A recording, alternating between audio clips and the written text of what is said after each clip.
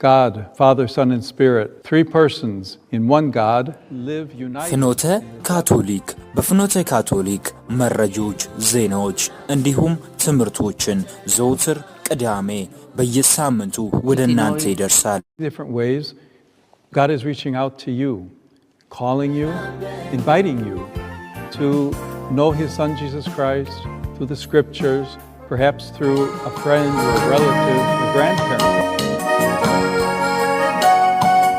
በፍኖተ ካቶሊክ ላይቭ የተሰሩ መዝሙሮችን መንአልበሱ ኃይልን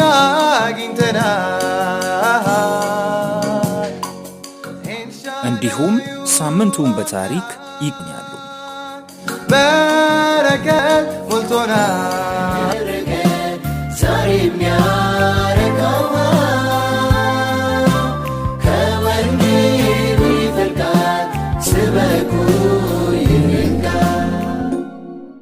ሰላም ጤና ይስጥልን ውድ የፍኖተ ካቶሊክ ቤተሰቦች፣ ይህ ፍኖተ ካቶሊክ ነው። የጥር 30 2018 የፍኖተ ካቶሊክ ፕሮግራማችን ተጀምሯል። በዛሬው በፍኖተ ካቶሊክ ፕሮግራማችን የተለያዩ መሰናዶችን ይዘን ወደ እናንተ ቆይታ እናደርግ ይሆናል። እንደምንጊዜውም ሁሉ የላይቭ መዝሙር ግብዣ እንዲሁም አበይት ካቶሊካዊ ዜናዎችን ወደ እናንተ እናደርስ ይሆናል። ሳምንቱን በታሪክ በካቶሊክ ቤተክርስቲያንም እንዲሁ ወደ እናንተ የሚደርስ ይሆናል። ሁሉም ሰዓታቸውን ጠብቀው ወደ እናንተ የሚደርስ ይሆናል። ለዛሬ የምንጀምረው ላይቭ በተሰራ መዝሙር ነው። በሰማይና በምድር ስልጣናት ክብር ሁሉ ያንተ ነው። የሚካኤል ወጣት መዘምራን ላይቭ የሰሩትን መዝሙር ተገባብዘን ተመልሰን እንገናኛለን። ስንመለስ ፍኖተ ካቶሊካችን በዜና ሰዓት ወደ እናንተ የሚደርስ ይሆናል። በሰማይና በምድር ከፍ ያልከው ስልጣናት ክብር ሁሉም ያንተ ነው። አሜን። በሰማይና በምድር ከፍ ያልከው ስልጣናት ክብር ሁሉም ያንተ ነው። አሜን።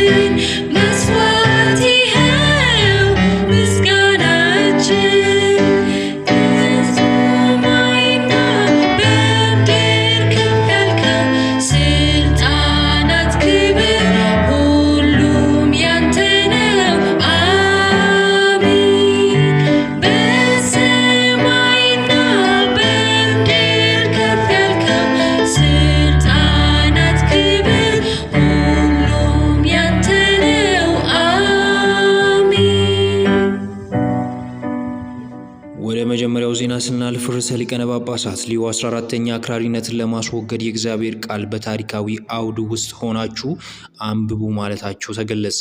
ርዕሰ ሊቃነ ጳጳሳት ሊዮ 14ኛ ስለ ሁለተኛው የቫቲካን ጉባኤ ሰነዶች አጠቃላይ ትምህርተ ክርስቶስ አስተምሮ ማድረግ መጀመራቸው የሚታወስ ሲሆን በዚህም መሰረት ቅዱስነታቸው በጥር 27 2018 ከእነዚህም የሁለተኛው የቫቲካን ጉባኤ ሰነዶች መካከል ስለ መለኮታዊ የእግዚአብሔር ቃል መገለጥ በሚገልጸው ዶግማና ሕገ ደንብ አበይት ርዕስ ላይ ተንተርሰው መጽሐፍ ቅዱስ የእግዚአብሔር ቃል በሰው አንደበት ሲገለጽ በተሰኘው ንዑስ አርዕስት ላይ ያተኮረ የትምህርተ ክርስቶስ ጠቅላላ አስተምሮ ማድረጋቸው የተገለጸ ሲሆን አክራሪነትን ለማስወገድ የእግዚአብሔር ቃል በታሪካዊ አውድ ውስጥ ያንብቡ ማለታቸው ተገልጿል።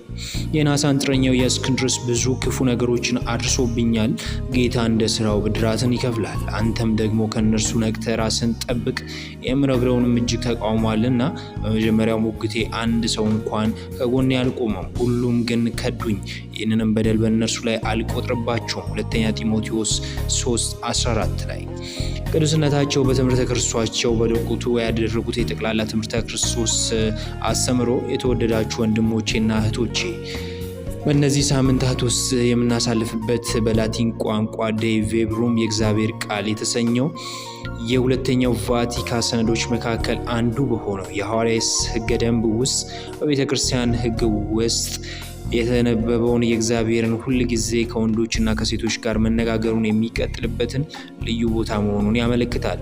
ስለዚህም በማዳመጥ እሱን ያወቁትን ይውደዱት። የመጽሐፍ ቅዱስ ጽሑፎችን ግን በሰማያዊ ወይም ከሰው በላይ በሆነ ቋንቋ አልተጻፉም።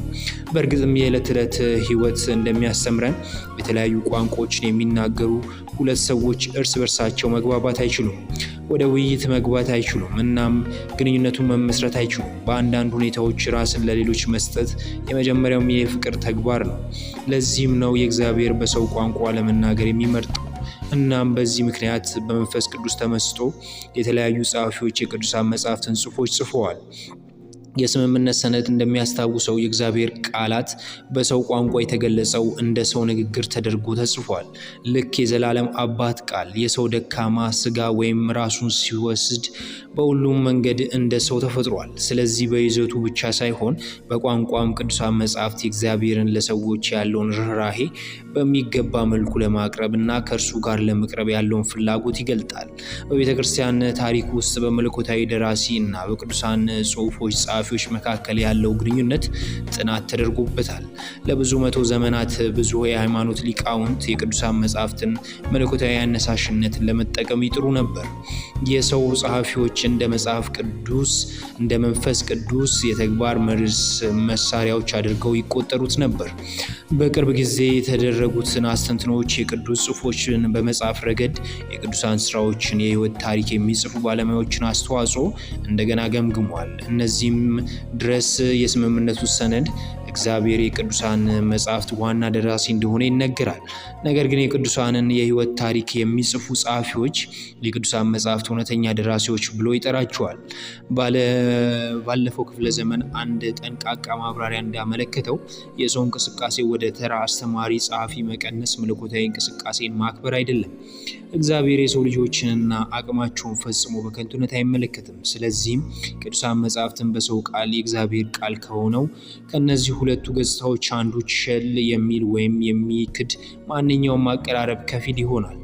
ከዚህ በታች የተጠቀሱት የቅዱሳት መጻሕፍት ትክክለኛ ትርጓሜ የተገነቡበት ታሪካዊ አካባቢና ጥቅም ላይ የዋሉት ጽሑፎች ቅርጽ ሊያጎላሉ ይችላሉ። በተቃራኒውም እግዚአብሔር የተጠቀመባቸውን የሰው ቃላትን ጥናት ውድቅ ማድረግ ወደ አከራካሪያዊ ወይም መንፈሳዊ ቅዱሳን መጻሕፍትን ንባብ የሚያመሩ ሲሆን ይህም ትርጉሙን ያዛባል። ይህ መርሃ ግብር የእግዚአብሔር ቃል ለማወጅ ይሰራል።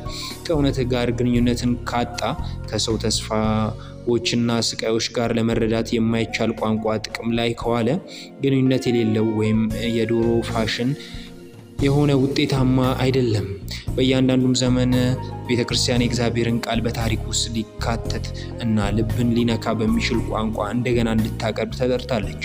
ርዕሰ ሊቃነ ጳጳሳት ፍራንቺስኮስ እንደሚያስታውሱት ወደ ምንጭ ለመመለስና የወንጌልን የመጀመሪያ ትኩስነትን ለመመለስ በምንጥርበት ጊዜ ሁሉ አዳዲስ መንገዶችን ይፈጥራል። የተለያዩ የመግለጫ አበይት የበለጠ አንደበተ ርቱዕ ምልክቶችና ለዛሬው ዓለም አዲስ ትርጉም ያላቸውን ቃላት ይከፍታል።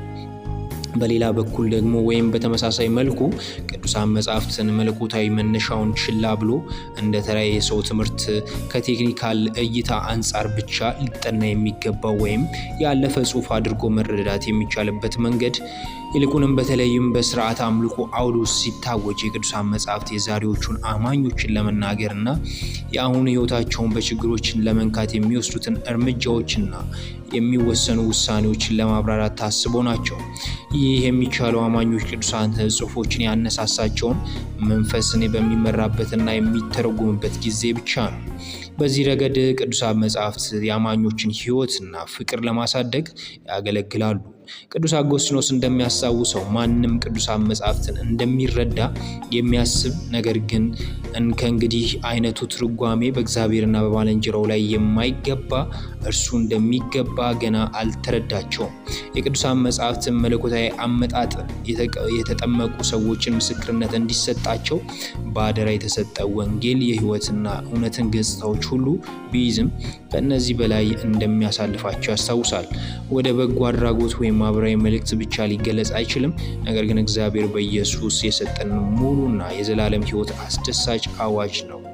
ውድ ወንድሞቼና እህቶቼ ጌታን እናመስግን። ምክንያቱም በቸርነቱ ሕይወታችንን የቃሉ አስፈላጊ ምግብ እንዲሰጠን ስለሚያረጋግጥልን እና ቃሎቹን በተለይም ሕይወታችንን በውስጣችን የተደረገውን የእግዚአብሔርን ፍቅር እንዳያዛቡብን እንጸልይ ብለዋል።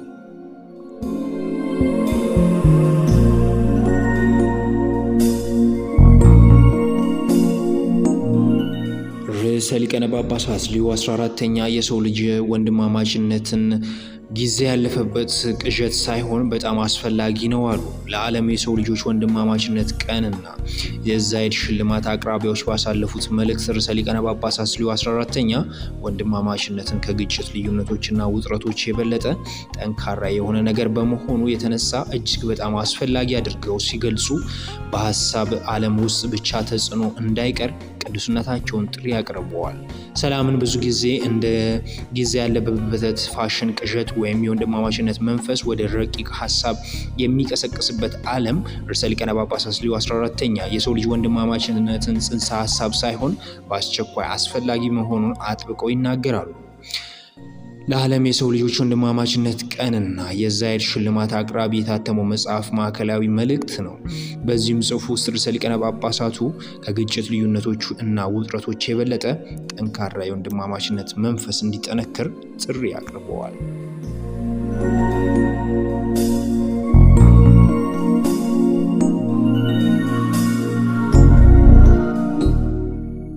ርዕሰ ሊቃነ ጳጳሳት ሊዮ 14ኛ የፔሩ ብፁዓን ጳጳሳት ሐዋርያትን ሕይወት እንዲኖሩ አሳሰቡ።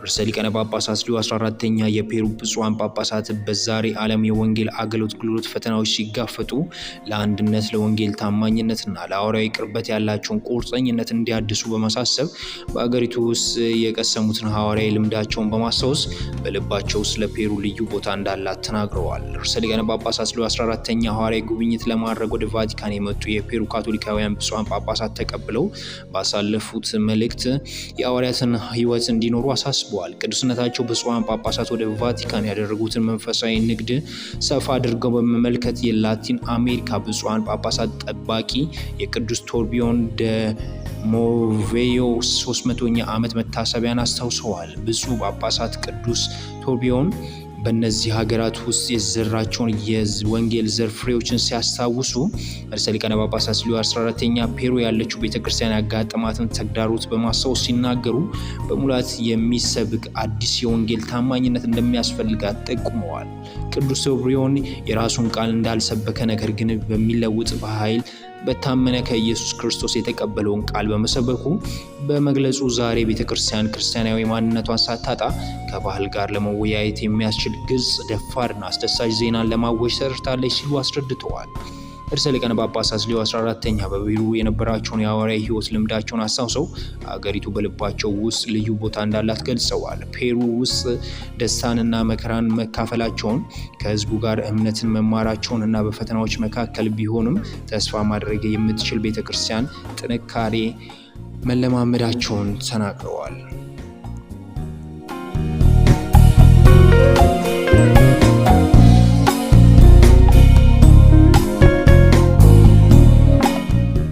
ከዜና ሰዓታችን ተመልሰን ተገናኝተናል። አሁን ደግሞ ሳምንቱን በታሪክ በካቶሊክ ቤተክርስቲያን ፕሮግራማችን የምናልፍ ይሆናል። በያዝነው ሳምንት የቅድስት አንጋታን ሰማዕት በዓል አከበርን። ይህች ቅድስት እንግዲህ በ231 ዓመተ ምህረት አካባቢ በሲሲሊ የተወለደች ሲሆን ቅድስት አንጋታ በጥንታዊ ቤተክርስቲያን በጣም የተከበሩ ድንግልና ሰማዕት መካከል አንዷ ነች። በማያወላውል እምነቷና ንጽህናዋ የተከበረች በተለይም በቤተክርስቲያን በቅዳሴ ቀኖና ውስጥ ከተዘረዘሩ ስማቸው 7 ሴቶች መካከል አንዷ ነች። ቅድስት አንጋታ በካቲኒያ በፓልሜሮን ውስጥ ከአንድ ክፉ ቤተሰብ የተወለደች ነች። እሷ ገና በ15 ዓመቷ ሕይወቷንና ድንግልናዋን ለእግዚአብሔር የሰጠች ነች። በንጉሠ ነገሥት ዲኒዮስ በተፈጠረው ስደት ወቅት የሮም ጠቅላይ ሚኒስትር ኪዊቲያኖስ ወደ ጋብቻ እንድትገባ ለማስገደድ ሞክሮ ነበር እና በኋላም ማሰቃየት ጀመረ። እሷ ግን አልተቀበለችውም። በኋላ ኪዊቲያኖስ አስሯት አሰቃቂ ሁኔታ አሰቃያት። በኋላም እንግዲህ ጡቶቿ በፒንሳሮች እንደተቆረጡና ነገር ግን ታምራዊ ፈውስ በእስር ቤት ውስጥ እያለች ቁስሏ በታምራዊ ሁኔታ የፈውስ የቅዱስ ጴጥሮስ ሐዋርያ ራእይ የነበራትም ነበር በዛ ወቅት በእስር ቤት ሳለች። በመጨረሻም እንግዲህ ፍምና ሹል ሻርዶች ላይ እንዲንከባለል በማድረግ በዛም እንግዲህ በ251 በእስር ቤቱ ውስጥ ሞተች። ለእግዚአብሔር የመጨረሻውን የምስጋና ጸሎትም አቀረበች። ቅድስት አንጋታ በአሁኑ ሰዓት በቤተ ክርስቲያናችን እንግዲህ በተለይ በጡት ካንሰር ለሚሰቃዩ በሽተኞች፣ ነርሶች እንዲሁም ካስገድዶ መድፈር የተረፉትን አጋዥ ባልደረባ ቅድስት ናች። እንግዲህ ቅድስት አንጋታን ስዕላዊ መግለጫዋን እንኳን በአሁኑ ሰዓት ስናየው አንዳንድ ሰዓሊያን እንግዲህ የተቆራረጡ ጡቶቿ ከሰማዕትነት መዳፍ ጎን ለጎን በሳጥን ላይ ተሸክማ ትታያለች። ሳምንቱን በታሪክ በካቶሊክ ቤተክርስቲያን ለዛሬው የነበረን ይህን ይመስል ነበር። ከመሸጋገር ምርት በኋላ ተመልሰን እንገናኛለን። ፍኖተ ካቶሊካችን ይቀጥላል።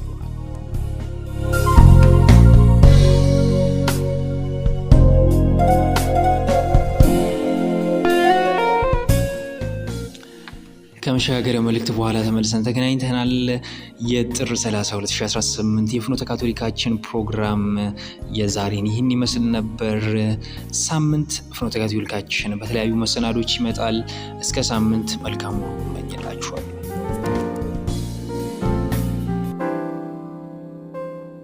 God, Father, Son, and Spirit, 3 persons in one God, live united. ፍኖተ ካቶሊክ በፍኖተ ካቶሊክ መረጃዎች፣ ዜናዎች እንዲሁም ትምህርቶችን ዘውትር ቅዳሜ በየሳምንቱ ወደ እናንተ ይደርሳል። Different ways, God is reaching out to you, calling you, inviting you to know His Son Jesus Christ through the Scriptures, perhaps through a friend or a relative or grandparent.